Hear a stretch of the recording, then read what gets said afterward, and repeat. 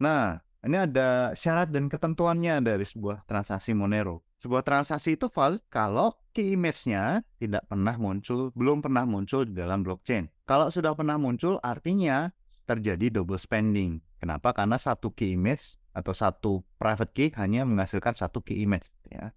Syarat kedua adalah ring members-nya, semua output tadi itu harus sudah ada di dalam blockchain. Gitu. Jangan sampai kita membuat sendiri ring membernya, itu nggak laku nanti. Transaksinya tidak invalid nanti. Kemudian observer tidak tahu output mana yang dihabiskan. Ini kan berbeda dengan Bitcoin. Kalau Bitcoin semua orang bisa kelihatan, bisa tahu, oh ini outputnya dihabiskan, dibelanjakan di dalam sebuah transaksi.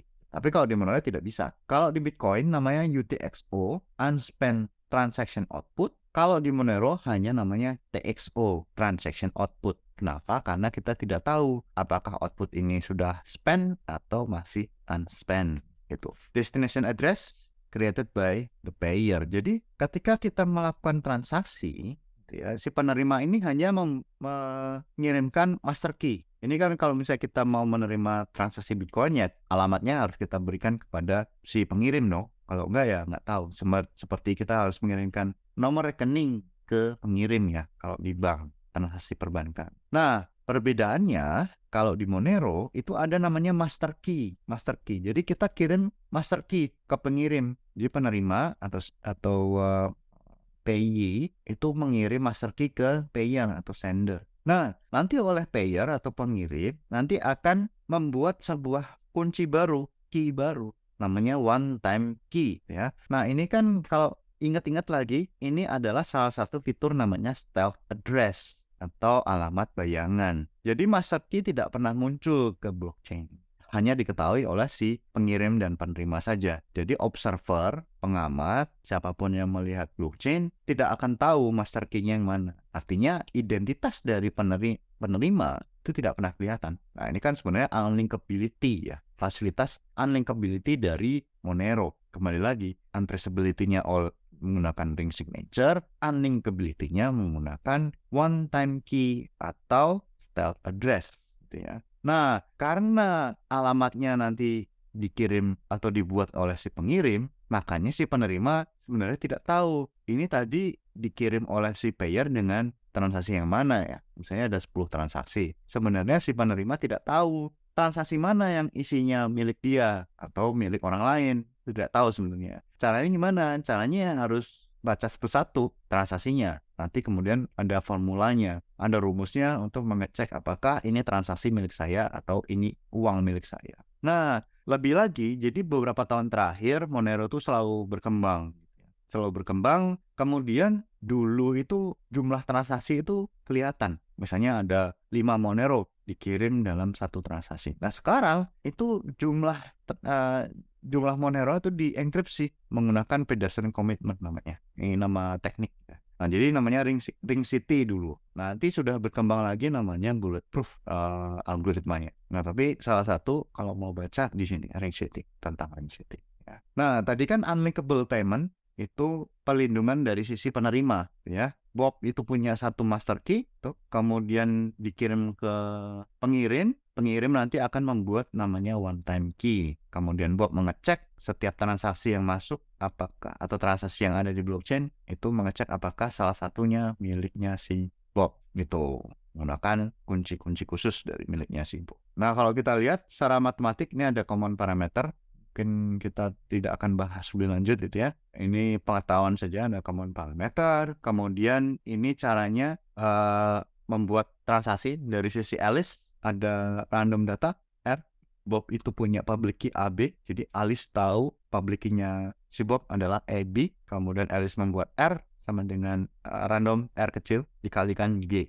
Nah, ini G itu adalah parameter tadi yang sudah ditampilkan. Kemudian membuat P, destination key, gitu ya, yaitu one time key-nya adalah P, itu dengan HS kali R kali A kali G kali B. Ini adalah public key miliknya si receiver. Nah, didapatkan P. Nah, transaction output-nya itu dikirim ke sini, bukan dikirim ke AB, atau public key milik Bob. Itu tidak. Dikirimnya ke P, gitu ya. Jadi AB tidak pernah muncul di blockchain. Tahunnya P, kemudian tahunnya R. Gitu ya. R dapatnya dari random data R kecil, gitu.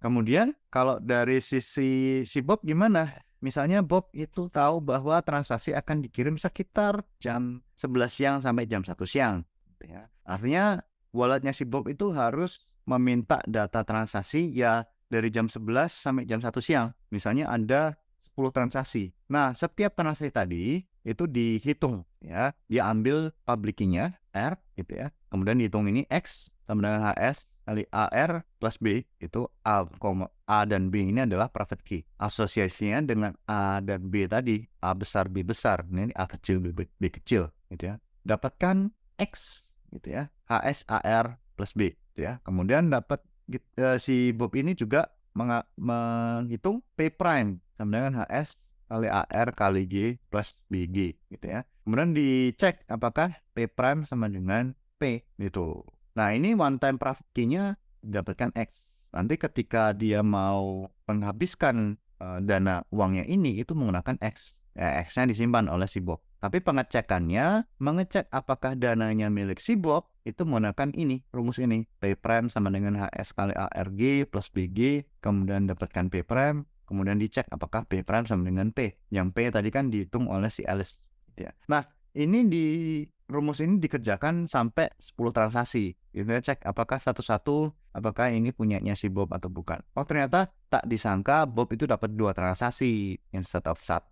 Ya, isinya totalnya sekian. Monero ya, itu bisa. Tapi intinya adalah si Bob itu harus menghitung satu-satu setiap transaksi dan setiap output di dalam transaksi itu dicek apakah itu milik dia. Kalau iya, dihitung X-nya disimpan di dalam wallet. Kemudian nanti kalau mau menghabiskan ya pakai X-nya, private key-nya. Ya, gitu. Nah, cukup kompleks ya Monero ya. Nah, kalau mau baca lebih lanjut tentang Cryptonote itu bisa di sini karena waktu itu Cryptonote.org masih down. Nah, kalau kita belajar soal jaringan dan aplikasi dari Monero sebenarnya mirip dengan blockchain lainnya, Bitcoin, Ethereum gitu ya. Mirip. Tapi fungsi dari full node itu lebih dominan kalau di sini. Kalau di Bitcoin itu transaksi yang diterima oleh si penerima atau transaksi ketika membuat transaksi, si wallet ini membuat transaksi, itu full node tidak terlalu berperan. Atau ketika si wallet ini ingin mengecek saldo, itu full node tidak terlalu banyak operasinya. Nah, akan tetapi ketika menggunakan Monero, itu full node ini berperan penting dalam pembuatan transaksi. Nanti akan kita bahas ada diagramnya, ada modelnya gitu ya. Bagaimana peran full node ketika membuat transaksi.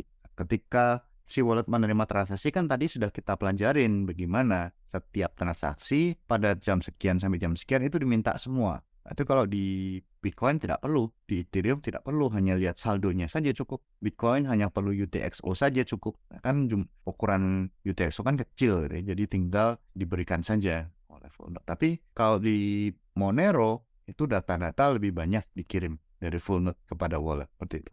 Nah, ini adalah diagram atau skema gitu ya, lebih ininya skema. Yang pertama dihitung dulu berapa yang mau dikirim tambah biayanya, kemudian dihitung balance saldo dari walletnya berapa, kemudian bikinlah daftar dari unspent outputnya. Kemudian minta histogram, namanya histogram dari indeks. Indeks ini indeks apa? Indeks output atau indeks public key yang ada di blockchain. Setelah dapat histogram, kemudian minta, karena akan ada satu algoritma khusus untuk mengambil histogram. Nah, histogram ini terkait dengan pembuatan ring signature. Karena dia mau mengambil apa? Mau mengambil mixin atau decoy. Jadi yang public yang palsu-palsu tadi itu diambil dari situ.